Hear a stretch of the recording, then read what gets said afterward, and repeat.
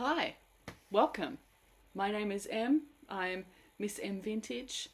I thought for my inaugural podcast I will take you through what is currently sitting on my needles. These are projects that I'm working on actively, maybe passively, maybe they just sit in the corner over there while I think about other things, think about casting on something new, and then feel guilty and then return to.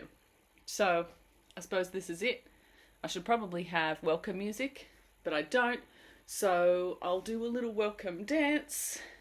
Bit of this, bit of that. Pow, pow, pow. Ch-ch. Miss M Vintage.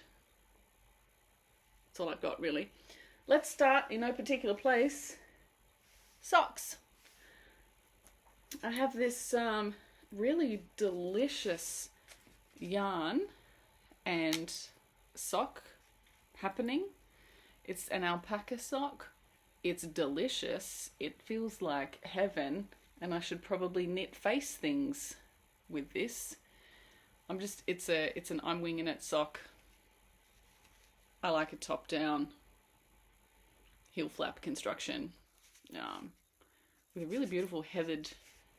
You know what? It's like the same stitch pattern as this. I could be adjacently matching. This is the Blondie Cardigan by Poison Grrls, by the way, just in case you were wondering.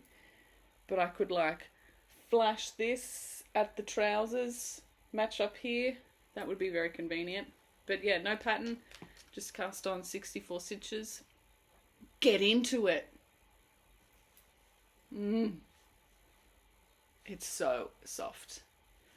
So this is a very slow sock project. I just pick it up when I feel like it. Most of this actually is tied in with watching season 2 of Miss Scarlet and the Duke. That's what I remember watching when I picked this up. So hopefully there's season 3 and I can finish that. To that. The next pair of socks is actually not for me, but for Dickie. They are the Dustland socks. By WestKnits or Stephen West. If I'm honest, I did cop out and not do as many rows for the turnover cuff. So sue me. And I'm up to the heel flap. They look massive for a dude's sock. And I'm using Coop socks, yeah. 4-ply. In this very delicious blue. Which is very delicious. I'm not going to lie, I'm finding it a really tedious pattern. I think it's cute, this sort of stitch sampler, but it's really annoying. I'm applying a little bit of, I'm winging it to this, so it's not exactly as the pattern is written because I've just made too many mistakes. But like their socks, is anyone apart from my mum gonna go, no, that moss stitch doesn't quite line up? That's not what my mum sounds like, but in my head, people who point out flaws in my knitting sound like that. Oh, that moss stitch is a bit, it's turned into a rib there, hasn't it? Oh, it's a pair of socks. He'll be walking. It'll be fine. These are, again, a very slow, occasional work on project. Turning, not left, but in fact going straight ahead to another project for Dick. This is a vest that he requested maybe 2 or 3 winters ago. So I'm coming up trumps there. It's just going to be a very simple vest. I'm vaguely and lightly using the Homefront pattern to make this. It's sort of a light guide, really. But I actually think I'm going to run out of yarn of this Morris & Sons Empire Estate 4-ply. He might have to have a cropped vest. Not very practical. You know what? I'll figure something out. Anyway, 'tis a vest for him. It's just stocking it in the round. I should really move forward with this, but winter is now like the furthest away as it ever will be. So, can it wait for later? Yes, it can. I also have in this corner, you've probably seen it, hopefully it's not a spoiler. This is the finished Clues 1 and 2 from the Geogradient MKAL by Stephen West in the most delicious 70s warm tones from Louie and Lola. I think it's going to go this way because this is a formal I-cord bind off. I'm pretty happy with this, actually. I really love the colours. I really love the texture. I need to find a way to get the red to be the outside edge colour because the red is my favourite of this section. And because I did the, like I started again, I did the clue 1, the bottom of my heart expanding out clue. That finishes on colour B, not D, and I just made the decision to keep the colour sequence correct, but it does mean that sort of yellow is like the dominant colour. It's not the end of the world, you know. I like it. But I just like the red. I just super duper like the red. Anyway, I'm waiting for clue 3 to come out, and then I will continue, and I'm sure that this project will start a very serious shawl and wrap knitting frenzy. Mostly I'm a garment knitter, but I'm having fun just putting together a big sort of yarn strap to artfully drape. I think it will be very dramatic. I think it will go with a lot of my stuff. I'm keen. Having a good time. Loving it. The yarn is delicious. It's top notch. My next one is a utility knit. For the past 3 or maybe even 4 years, I reach into my wardrobe for a black hand knit jumper that doesn't exist. I've never made it, but I reach for it all the time. So finally, it's happened. It's happening. I've already finished the back. Oh, it's riveting stuff. You're going to love it. It is black. It is the back of a black jumper. I mean, it's changing the world, this jumper, by how non-standard it is. But the front, I'm just in the ribbing. What I really want is to put 2 panels of lace, just maybe 18 stitches wide, I think, is where I've come to, that will go from the waist. It'll sit in between the V-neck, I'm winging it, shaping, and the armhole bind off, and it will run up into the top of the shoulder. That's the plan. That's a lot of maths for me. You know, I'm hoping it will be okay. I'm thinking I'm going to put in a lifeline after the 4.5 inches of ribbing. Before I even start the lace. So if I do need to rip the whole thing back because it turns out that the armhole decreases eat into where I've allocated the lace to go, I can just pull it back to the ribbing, you know, and be upset about it, but it still won't be as bad as having to, like, I don't know.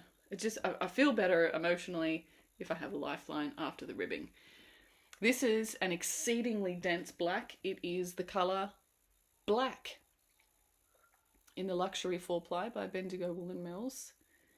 It's like looking into an abyss black. That's how black this is, which makes it very difficult to knit at night time. At the moment it's okay because it's just 1x1 rib, which I can do without looking, but that lace is going to be a daytime only knit situation, I think, because it is, yeah, it's like the pit of despair. It's perfect black, exactly what I wanted, really, is that one. That's kind of the most current knit. It sits just here next to me, and I just work on it every night. These others so far are, they're in plastic bags, and they sit over into this corner of shame and doom. Not really, it's just a corner where things go. I've got 2 more things left.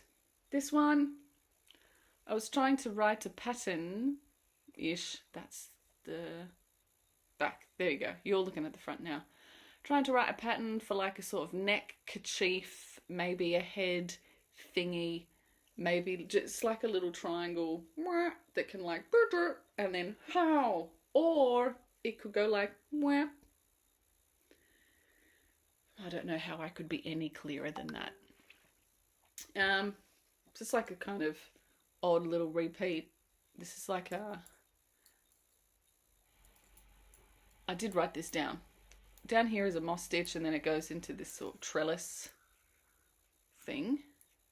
And then this one here is like lattice or something. I just found it in a stitch dictionary. But it biases a lot. I think I said to myself, yeah, I can get that out in blocking. Now I'm looking at it now. I don't know if I can.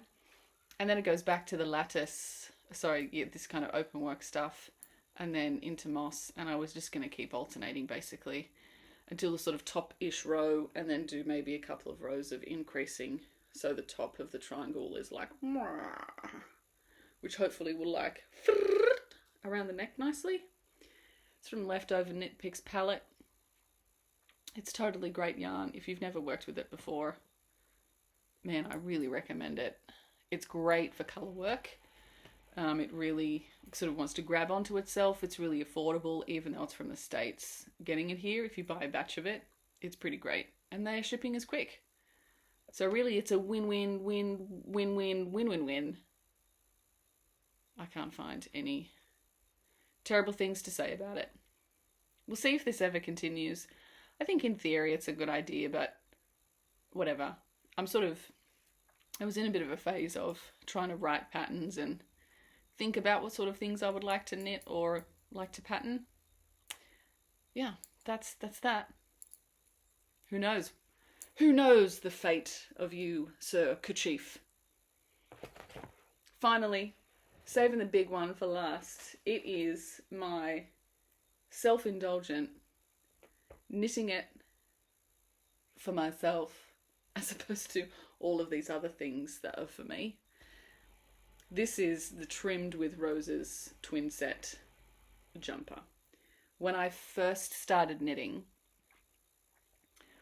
this was like the jumper that I just absolutely fell in love with for vintage fashion. It was just, I don't know, I just looked at it. Oh, I haven't finished that rose. I thought I did all of those.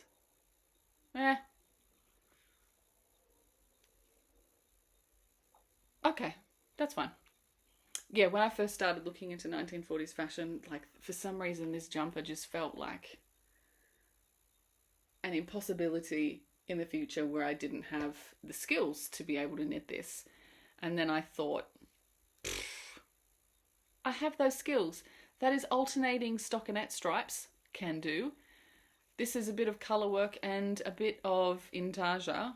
I don't think I actually did it as intarsia. Here's the back. I did it as duplicate stitch. Duplicate stitch, I know. As a result, they actually look pretty good. Don't look at that one. It's not done. I really thought I'd done them all. Here we go. Look at those little beauties. Aren't they the sweetest? Anyway, the back is done, apart from the flower that I haven't done. And I'm just sort of slowly meandering through the front. The front is the same, you know, the armhole. I'm going to lower the neckline because I cannot cope with high necklines on knits. So as soon as the roses are done, I'll probably start curving and scooping out the neckline, as long as it ties in with this, ties in with the shoulder decreases, she'll be right. I'm using the Jamison and Smith Shetland wool from the Shetland Islands jumper 2-ply. It's a bit scratchy, but I will suffer through for this jumper because look at how pretty it is. I demand that you notice and acknowledge and approve and agree that this is super pretty. The other yarn that I'm using for the flowers, the roses, I mean, big surprises, right? It's Knit Picks palette. This is Garnet Heather, and this is Ivy from my 1940s Land Army jumper that I've had for years and years and years. It is like the best warm-toned M vintage green. Don't buy it, because I want all of it. But yeah, it's that, and this, and that. Ah, look at how happy we are to be made into a jumper. That's what this yarn would obviously say if it could talk. And that's all I've got on my needles. Just 2 pairs of socks, a vest, a kerchief, a jumper, and a scarf. That seems manageable, right? And only yesterday I was thinking and feeling that chaotic cast-on energy, where all I wanted to do was, I'm looking off screen here because it's where a lot of my yarn is just sitting, being gorgeous, just tempting me. Knit me, use me for something. So I'm looking at it right now, and man, I just want to cast on something new and delicious. But when I look at all these things, I still feel inspired by them. You know, I still want to knit the black jumper. I still want to keep working through this absolute beauty. The socks, you know, I can take it or leave it. Socks are just always on in the background. Dickie's vest, that will have to be done at some time for a winter in the future. Really. And the kerchief, yeah, as I feel like playing with it, I'll pick it up, knit a couple more rows, see what I feel. I would love to know what you are knitting. What are your current whips? Are you happy with them? Even when you've got whips coming out everywhere, all over your house? Do you still think that, how about casting on a new whatever? Maybe you need a new shawl for summer. What about a summer cardigan in cotton? There are just so many things that I want to knit. Are you the same? I'd really love to know. Please feel free to stick around if you want to see more of my knitting and sewing madness. I'd love to have you here. It'd be great to, you know, join little community. I'm on Instagram as Miss_M_vintage. And on Ravelry, I am Curveball Showgirl Boring. Maybe one day in the future I will tell you that very boring story of where Showgirl Boring came from. But yeah, Ravelry, Showgirl Boring, Instagram, Miss M Vintage, YouTube, Miss M Vintage. Stick around. Have a great day. May your yarn not be splitty. May your colour choice of fair rail and colour work be perfect straight time around. And may your swatches always be perfect within 1 or 2 attempts at finding the correct needle size.